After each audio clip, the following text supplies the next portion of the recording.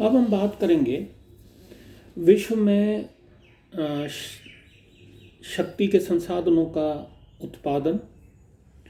और उनकी खपत का स्तर किस तरीके से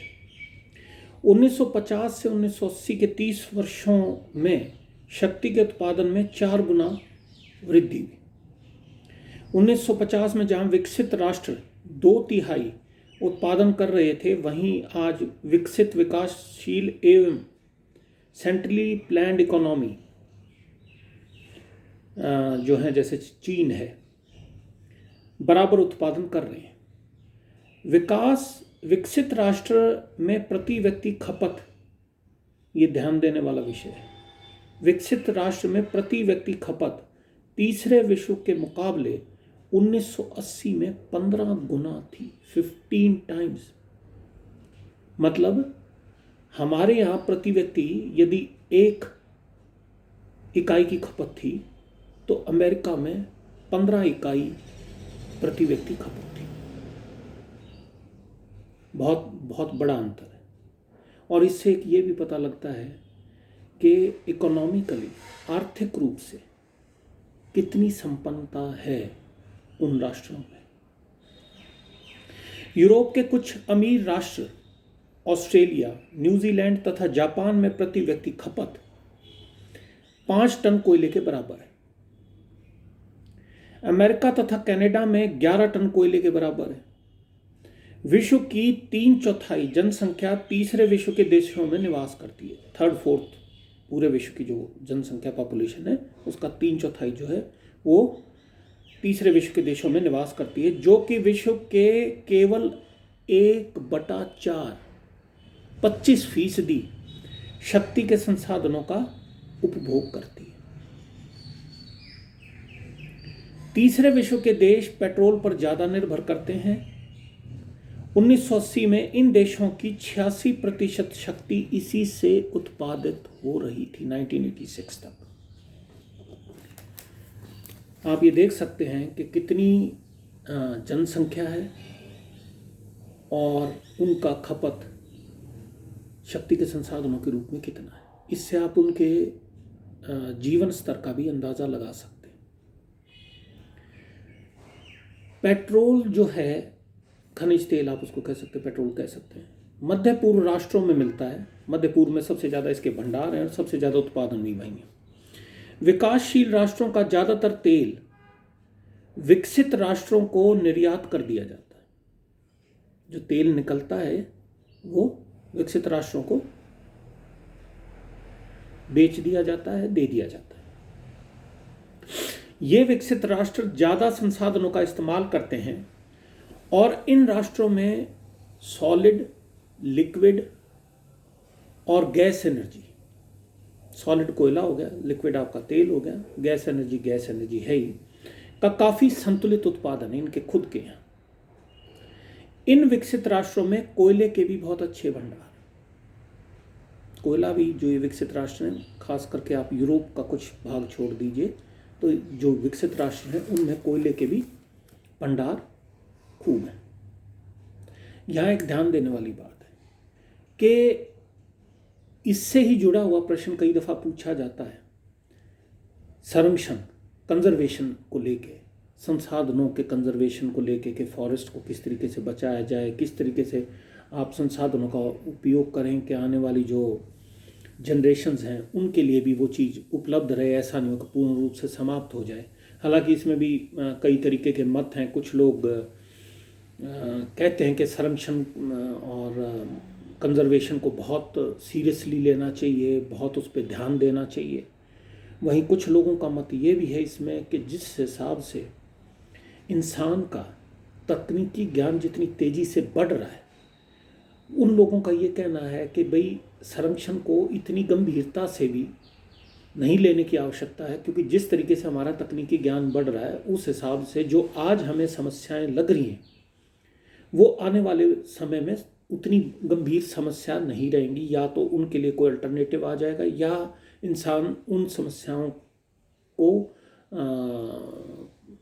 उनसे जूझने के लिए वो अपना कोई ना कोई जो है कोई नई चीज़ ईजाद कर लेगा, आविष्कार कर लेगा। लेकिन खेल यह है कि जो शक्ति के संसाधन हैं, जिसमें आप तेल और बाकी चीज़ों को कह सकते हो, इनकी खपत का जो अभी हमने पीछे इनका खपत कंजम्पशन लेवल जो देखा, जो अभी आपको बताया मैंने, उसको देखने से ये अंदाज़ा होता है कि ये एक तरीके का पैमाना भी है। शक्ति के संसाधन कोई देश कितना क्या इस्तेमाल कर रहा है, उससे ये भी पता लगता है कि उस देश के अंदर लोगों का जो जीवन स्तर है वो कैसा है। अब यहाँ आप ये चीज़ देखिए कि जैसे अमेरिका है, थोड़ी देर के लिए उसका उदाहरण इसलिए ज़्यादा दिया जाता है क्योंकि जैसे जो चीन और जैसे जो मुल्क हैं, हम तो कम ही बचे हैं कम्युनिस्ट विचारधारा के, लेकिन चीन जैसों के जो आंकड़े आते हैं अपने राष्ट्र के बारे में, वो बायस्ड होते हैं क्योंकि वहाँ जो समाचार पत्र हैं, मतलब सारी चीज़ें गवर्नमेंट कंट्रोल्ड हैं, तो उतनी सच्चाई उस तरीके से चीज़ों की नहीं सामने आ पाती जितनी आनी चाहिए। संरक्षण की समस्या भी सबसे ज़्यादा हम लोगों के साथ है, जहाँ पॉपुलेशन बहुत ज़्यादा है, संसाधन कम है, और इतनी बड़ी जनसंख्या के भरण पोषण और उनके रहन सहन के स्तर को बनाए रखने के लिए जो हमारे पास उपलब्ध चीज़ें हैं उनके ऊपर बहुत भारी बोझ है। और जैसे मैंने बताया कि सरकार कोई भी हो, राज्य सरकार हो, केंद्र सरकार हो, इनका उद्देश्य यही होता है किसी तरीके से लोगों को खुश रखना, उनको सारी चीज़ें दे के, रोज़गार है, बिजली है, पानी है, सड़क है, जो मूलभूत चीज़ें हैं उनको पूरा करने के लिए वो जो है वो कई चीज़ों से समझौता भी कर लेते हैं, अल्पकालिक समझौता कर लेते हैं, बगैर ये सोचे हुए कि ये जो समझौता अभी किया जा रहा है इसका दीर्घकालिक जो परिणाम होगा वो किस तरीके से होगा, उस चीज़ को कभी कैलकुलेट हमारे यहाँ नहीं किया जाता, जो कि किया जाना चाहिए लेकिन किया नहीं जाता, उसके बारे में कोई नहीं सोचता। तो जो विकसित राष्ट्र हैं उनके साथ समस्या सबसे बड़ी एक तो इसलिए नहीं है कि एक तो जनसंख्या ज़्यादा नहीं है, एरिया वाइज हमारे जैसे अमेरिका की आप बात करो, कितना बड़ा है अमेरिका, और वो लोग आज से कई दशकों पहले अपने देश का लैंड कैपेबिलिटीज़ क्लास बना चुके, ये देख चुके कि उनके यहाँ जो ज़मीन है वो कौन सी ज़मीन किस काम के लिए सर्वोत्तम है, उसको उसी चीज़ में डाला जाए, किस जगह उनको घास लगानी चाहिए, किस जगह उनको फॉरेस्ट लगाने चाहिए, सस्टेन हाई यील्ड फॉरेस्ट, लगातार ज़्यादा उपज देने वाले वनों का कॉन्सेप्ट भी वही लेके आए कि वनों को उतनी ही गति से काटा जाए जितनी गति से वो बढ़ रहे, ताकि वनावरण जो है वो हमेशा उतना ही बना रहे जितना है। वो अपने यहाँ, उनके यहाँ तेल कहाँ है, कितना है, किस तरीके के भंडार हैं, उसका सब सर्वे वो करके रखे हुए। लेकिन ये करीब करीब ऐसा है कि जो चीज़ आपके पास खुद के पास है और आपके पास साधन है, तो आप बाहर से उस चीज़ को खरीदते हैं, अपनी आपके पास है, उसको जब भी ज़रूरत होगी आप निकाल सकते हैं। तो ये संरक्षण के विषय में जब भी यदि कभी पूछा जाए या मुझसे कोई पूछे, तो उसके अंदर बच्चे को यही, छात्र को यही जवाब देना ज़्यादा उचित होता है। उसको दोनों पक्षों के बारे में होना चाहिए, क्योंकि केवल संरक्षण बोलने से कुछ नहीं होता, क्योंकि तेल का काम तेल से ही चलेगा। आपका अगर पब्लिक ट्रांसपोर्ट सिस्टम तेल से चल रहा है तो वो तेल से ही चलेगा। अगर आपकी रेलवेज़ जो हैं वो डीजल लोकोमोटिव इंजन से चल रही हैं तो आप उसको बदल तभी सकते हैं जब आप इलेक्ट्रिसिटी पे जाएं। फिर इलेक्ट्रिसिटी के साथ एक और फिर आपके ये आ जाएगी कि इलेक्ट्रिसिटी प्रोडक्शन अब आप किस चीज़ से कीजिएगा, उसके लिए भी आपके पास उतनी चीज़ें उपलब्ध नहीं। अब ये सौर ऊर्जा और इसके लिए जगह जगह इस तरीके का गवर्नमेंट स्कीम चला रही है, जैसे हरियाणा गवर्नमेंट भी चला रही है, जो गवर्नमेंट के सेक्टर्स कटते हैं जिनमें वो प्लॉट देती है, उसमें जो बड़े साइज़ के प्लॉट हैं उनके लिए मैंडेटरी किया हुआ है कि आपको रूफ टॉप सोलर पैनल्स आपको लगा के इतनी कैपेसिटी का आपको लगाना ही पड़ेगा। मैं खुद जिस कॉलेज में नौकरी करता हूँ वहाँ एक सेंट्रल ग्रांट से पैसे आए थे, तो करीब 45 लाख रुपए का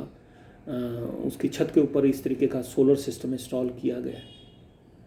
जबकि हमारे कॉलेज का इलेक्ट्रिसिटी बिल ही 18,000 के करीब आता है महीने का।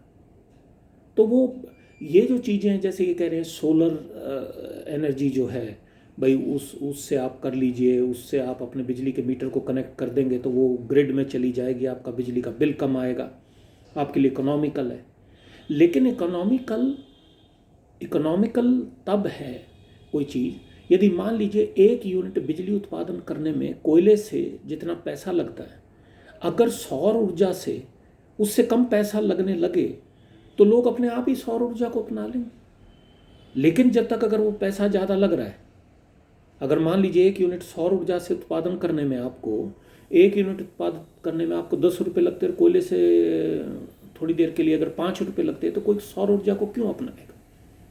अपनाया वो तभी जाएगा क्योंकि उसके अंदर मेंटेनेंस कॉस्ट है, सोलर पैनल्स हैं, फिर जो आप उनके साथ बैटरी आपकी रिचार्ज होंगी उनकी भी लाइफ है, उनको भी टाइमली आपको चेंज करना पड़ेगा। तो ये सारी चीज़ें क्या है, तकनीकी विकास हो रहा है, और ये तकनीकी विकास जब इतना हो जाएगा, इसके अंदर इतनी तरीके की चीज़ें खोजी जाएंगी कि ये इसकी कीमत अगर लगातार कम होती चली जाएगी तो अपने आप ही ये चीज़ पॉपुलर हो जाएगी। लेकिन जब तक उसका प्रयोग पॉपुलर नहीं हो सकता, जब तक कि वो कॉस्ट इफेक्टिव नहीं। तो इससे अगला जो चर्चा करेंगे उसमें मैं जो है कोयले से शुरुआत करूँगा कि कोयला किस तरीके से है, कैसे मिलता है,